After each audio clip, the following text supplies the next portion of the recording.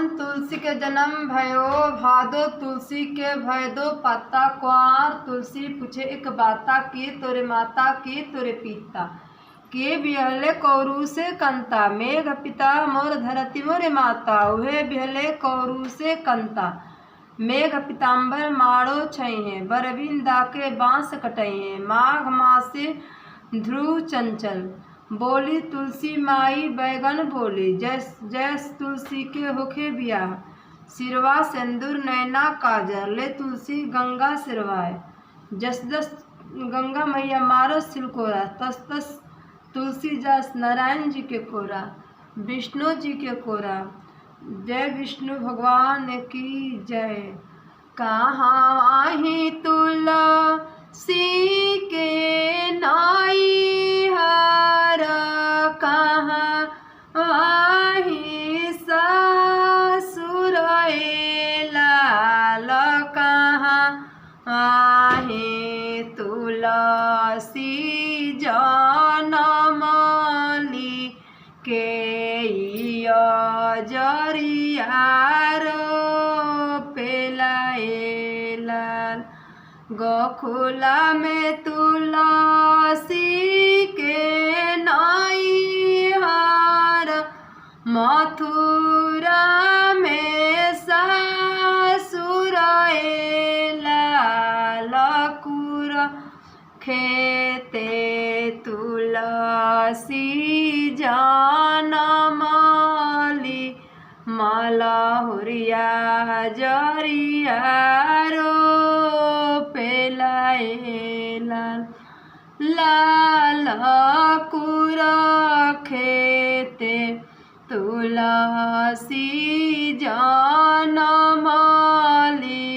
मलहुरिया जरिया रो पेलाएलाल के कहेला तुलसी काटबी काटी के लड़ाई बिलाल के कहेला तुलसी लाई गंगा से रावाई बिलाल लाल के कहेला तुलसी लाई भी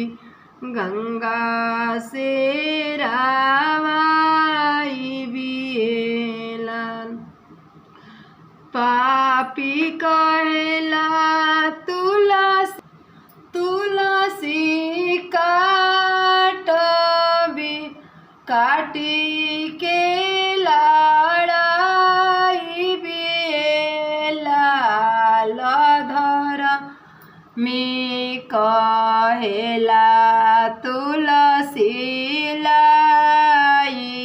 बे गंगा से रावाई बिला पापी कहेला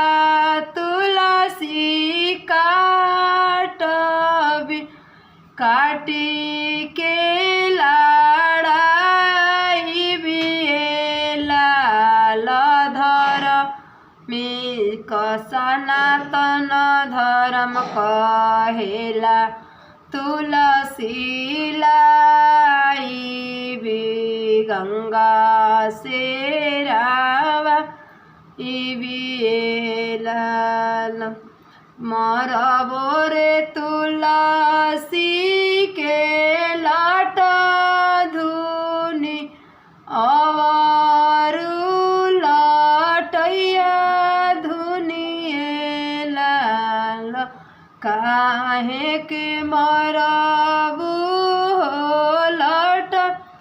धुनी काहे के लटैया धुनिए लाल बनी जइबो तुलसी के माला तो जपी है नारायण।